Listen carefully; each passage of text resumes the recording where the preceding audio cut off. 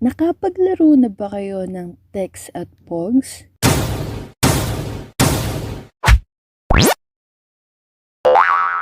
Tama ba yung tanong ko? Nakapaglaro na ba kayo ng chug chug chug text at pogs? Or alam nyo pa ba kung ano ang text at pogs? Hindi text na text, ha? Text na ganito. At yung pogs, hindi short for pogi. As in, pogs lang. Naalala ko nung mga bata kami, uso yun. Hindi pa panahon ng ML, COC at Dota. Maliban sa mga larong Pinoy, isa sa mga pride ng mga bata noon pag meron silang isang kahong text. Yep, kahit babae ako, nakapaglaro ako noon. Basta puro palabas sa TV, yung mga nakaprint sa maliliit na cards na yun. Madalas anime at cartoons, pero meron ding mga bida sa astig na mga palabas like, for example, Mulawin, Encantadia, at kung ano-ano pa. Pero walang ang probinsyanong picture doon, ha? Tapos kumbaga sa piso, ang tao ay yung colored, ang ibon ay yung black and white, or basta single plain color sa likod, yung ibon. Paano namin nilalaro yun noon? Nag-a-appear kami or hagisan. Pag pumagsak na tao yung isa, so panalo yun. Pag ibon, talo syempre. Tapos depende sa pag-uusap kung pag nag-appear ba dapat nakatao o dapat nakatalikod. So minsan, may nakalaro ako.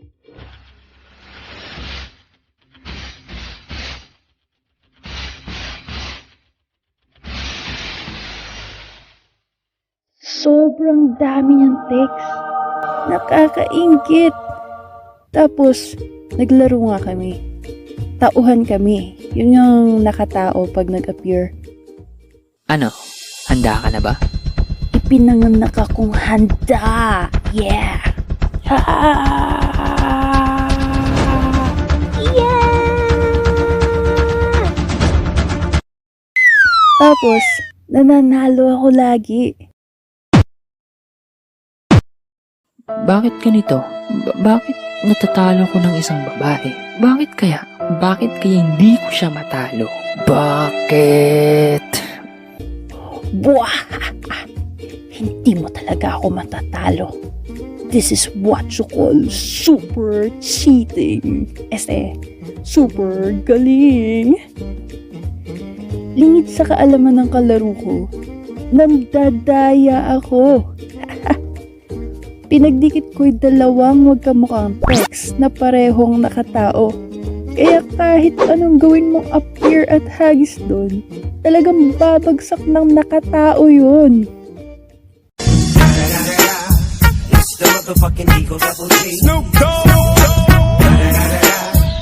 Kaso nakonsensya naman ako, kaya sabi ko, uy, tingnan mo tong pato ko.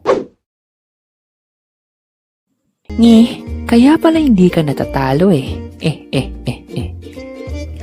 Tapos akala ko, babawiin niya lahat ng napanalunan ko. Tapos mag-uulitan kami ng honest na, pero ang bait niya. Hindi niya sa akin binawi yung mga na-earn kong text. Basta tawa lang siya ng tawa na parang nagalingan pa siya sa ginawa ko. Pero always honest naman talaga ako sa lahat ng laro, as in sa pagkakaalala ko Meron lang alam ko na gumawa ng ganung pandaraya sa text, kaya parang gusto ko lang rin i-try, pero inamin ko naman nga rin agad. So yun, tinidepensa ng sarili. Basta wag yung gagayahin mandaya, bad yun. Ako inamin ko rin agad. Prank lang yun sa akin, kumbaga. Wala akong plano talagang manalo ng nandadaya hanggang dulo na walang aminan. Okay nang matalo ng tapat kaysa manalo ng nandaya. So yun nga yung text. Yung pogs naman, sa halip na square siya, gaya ng text, bilog siya. At mas makapal siya ng triple. Pwede rin yatang appear at hagis, pero ang tama talaga yatang paglalaro nun is bagsakan naman. Yung merong tower ng Pogs, or for example, may box dyan na pwedeng doon mo ibabagsak yung pato nyo, tapos tuturumpik yung Pogs. Pag nakatao din, panalo, ganun. Pag nakaibon, talo. Di kasi ako masyadong makapaglaro ng Pogs More on text ang nalaro ko. Tsaka konti lang yung akin nun. Mas malakas kasi maglaro noon yung mga boys. As in, kahon-kahon yung text nila. Tapos dangkalan ang bayaran nila. Sa halip na pag nag-ibon, 2 text lang bayad. 1 dangkal lang bayaran ng iba. Kaya malakas din matalo, malakas din manalo. Kami kumbaga, larong inggit lang at saka masabing nakakalaro lang kami nun. Marami pang ibang games nung araw. Naks, nung araw, tanda na yun. Pero sa ibang video naman natin pag-usapan yung ibang games na yun. Kayo, sino sa inyo nakapaglaro ng text at Pogs? Comment naman kayo dyan para malaman natin.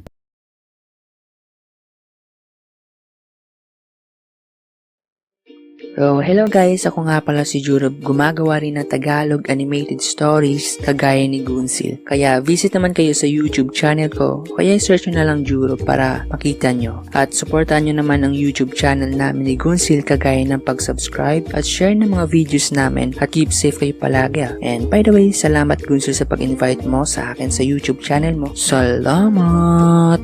Palakpakan naman natin siya! Grabe, sobrang bait niya. Pumayag siyang makipag-collab sa fan na gaya ko. And 3 magkakaibang delivery pa sinend niya sa aking voice niya para may pumimilian daw ako. Ang bait.